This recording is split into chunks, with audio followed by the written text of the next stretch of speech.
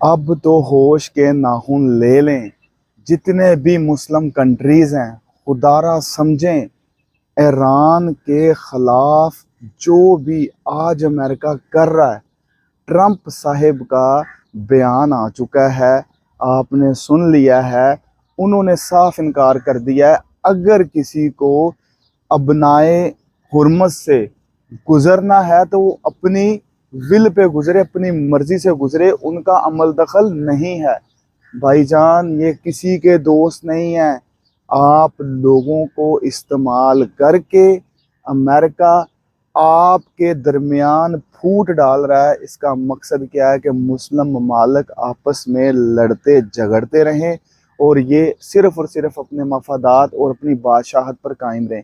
मेरी बात याद रखिएगा, आज बड़ा अमेरिका को दुख आ रहा है, कभी ये दुख इन्होंने फ़लस्तीन के लिए क्यों नहीं लिया?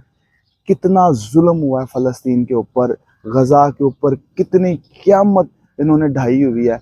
कभी इन्होंने इसराइल को तो कभी भी नहीं इन चीज़ों के ऊपर गलत कहा और उनके ख़िलाफ़ तो कभी एक्शन भी नहीं लिया। मुझे ये बताएं, वाहिद एक ईरान मुल्क ऐसा है जो कि फ़लस्तीन और गज़ा के जितने भी लोग हैं उनके हक़ के लिए खड़ा था, उनकी लड़ाई में उनके साथ खड़ा था। और इन्होंने क्या कर दिया, बहाना बनाया एटमी ताकत का, एटमी बम्स का, तो वो ईरान के ऊपर हमले करना शुरू कर दिए। खुदारा मुझे एक बात बताएं, जब तक मुस्लिम ममालिक एक नहीं होंगे, याद रखिएगा आप मजबूत नहीं होंगे। एक बाजू और दो बाजू मिल के ही लड़ाई लड़ी जा सकती है, एक बाजू काफ़ी नहीं है। भाईजान हमारे नबी सल्लल्लाहु अलैहि वसल्लम का क्या फरमान है, मुसलमान मुसलमान का भाई है। आज आपकी गैरत कहाँ गई है?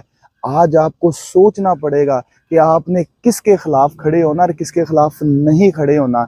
याद रखिएगा ईरान हक पर खड़ा है, अगर वो कुछ भी इकदाम कर रहा है तो वो अपने भाईजान दफा के लिए कर रहा है। वो ये भी ना करे ताकि अमेरिका जो है उसका सत्यानाश ही कर दे, जिस तरह गजा का किया, फ़लस्तीन का बेड़ा गर्क कर दिया है। और मेरी जान बताएं, असल दहशतगर्द तो इसराइल है, क्यों नहीं उसके खिलाफ जाया जा रहा? क्या अमेरिका को सिर्फ मुस्लिम कंट्रीज ही नजर आती हैं? इसराइल क्यों नहीं नजर आता जिसने तबाही उतारी है? और हमारा इतना खूबसूरत और ज़बरदस्त खित्ता है ये, और इसमें इन्होंने बदमाशी की हुई है। आज ये ईरान के साथ कर रहे हैं, कल को और भी मुस्लिम ममालिक के साथ करेंगे। ये अभी सोचने का टाइम है, बाद में वक्त नहीं मिलेगा।